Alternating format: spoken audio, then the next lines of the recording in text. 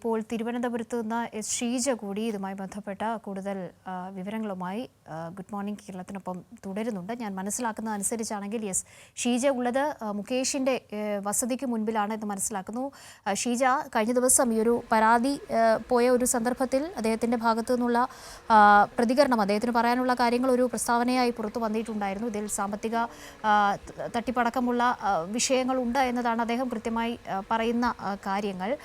ഇന്നിപ്പോൾ എടുത്തതുമായി ബന്ധപ്പെട്ട ഒരു സാഹചര്യമുണ്ട്. ഷീജ ഉള്ളത് ഇപ്പോൾ അദ്ദേഹത്തിന്റെ വീടിന് മുന്നിലല്ലേ?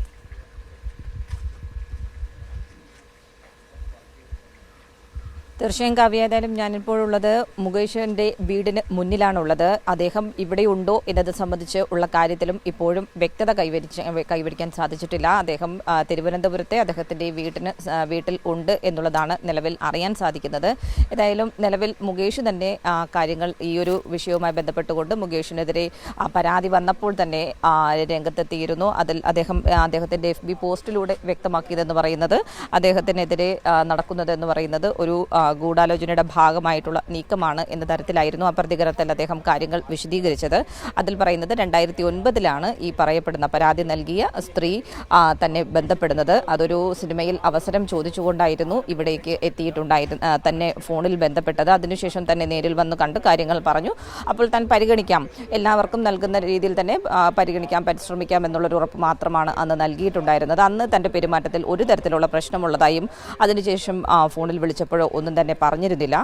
പിന്നീട് കുറച്ച് നാളത്തേക്ക് അവരെക്കുറിച്ചുള്ള വിവരങ്ങൾ ഒന്നും ഉണ്ടായിരുന്നില്ല. പക്ഷെ അതിനുശേഷം ഒരു 2022 ഈ സ്ത്രീ വീണ്ടും തന്നെ ഫോണിൽ ബന്ധപ്പെടുന്നത്. ഫോണിൽ വിളിക്കുമ്പോൾ കുറച്ച് പണം ആവശ്യപ്പെട്ടിരുന്നു. പക്ഷെ അത് നൽകാൻ സാധിക്കില്ല എന്നുള്ള കാര്യം താൻ പറഞ്ഞിരുന്നു എന്നുള്ള കാര്യം മുകേഷ് വ്യക്തമാക്കുന്നുണ്ട്.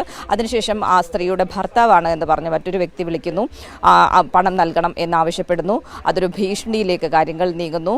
അതിൻ്റെ ഒരു പ്രതികാരം, ഈ രീതിയിൽ പണം ആവശ്യപ്പെട്ടപ്പോൾ നൽകാത്തതിൻ്റെ ഒരു പ്രതികാരം എന്ന നിലയിലാണ് ഈ ഒരു പരാതി കെട്ടിച്ചമച്ചിരിക്കുന്നത് എന്നുള്ളതാണ് മുകേഷ് പറയുന്നത്. അല്ലാതെ ആ ആരോപണത്തിൽ പറയുന്നത് പോലെ തന്നെ, അല്ലെങ്കിൽ ആ പരാതിയിൽ പറയുന്ന പോലെ തന്നെ ആ സ്ത്രീയോട് ആ രീതിയിലുള്ള മോശമായിട്ടുള്ള പെരുമാറ്റം തൻ്റെ ഭാഗത്ത് നിന്നും ഉണ്ടായിട്ടില്ല. ഏതായാലും അന്വേഷണവുമായി പൂർണ്ണതോതിൽ സഹകരിക്കും. കൃത്യമായ രീതിയിൽ അന്വേഷണം നടന്ന് അതിൽ കാര്യങ്ങൾ വെളിപ്പെടണം എന്നുള്ള കാര്യം തന്നെയാണ് മുകേഷും ആവശ്യപ്പെടുന്നത്. ഏതായാലും മുകേഷിൻ്റെ ഈ വിഷയവുമായി കേസ് എടുത്തതിന് ശേഷമുള്ള പ്രതികരണം ആരായുക എന്നതിൻ്റെ ഭാഗമായി തന്നെയാണ് മാധ്യമങ്ങൾ അദ്ദേഹത്തിൻ്റെ തിരുവനന്തപുരത്തെ വസതിക്ക് മുന്നിലുള്ളത്. ഏതായാലും നിലവിലിപ്പോൾ അദ്ദേഹം ഇവിടെ വീട്ടിൽ ഉണ്ട് എന്നുള്ളതാണ് ലഭിക്കുന്ന സൂചനകൾ. പക്ഷേ ഇതിലും കൂടുതൽ വ്യക്തത കൈവരിക്കേണ്ടതുണ്ട്. ഇതുമായി ബന്ധപ്പെട്ട് അദ്ദേഹത്തിൻ്റെ പ്രതികരണം ഇവിടെ ഉണ്ടെങ്കിൽ പ്രതികരണം ലഭിക്കും എന്നുള്ളതാണ് നമ്മൾ മനസ്സിലാക്കുന്നത്. ഏതായാലും വിഷയവുമായി ബന്ധപ്പെട്ടുകൊണ്ട് കേസ് കൃത്യമായ രീതിയിൽ കേസിൻ്റെതായ രീതിയിൽ തന്നെ മുന്നോട്ട് പോകട്ടെ.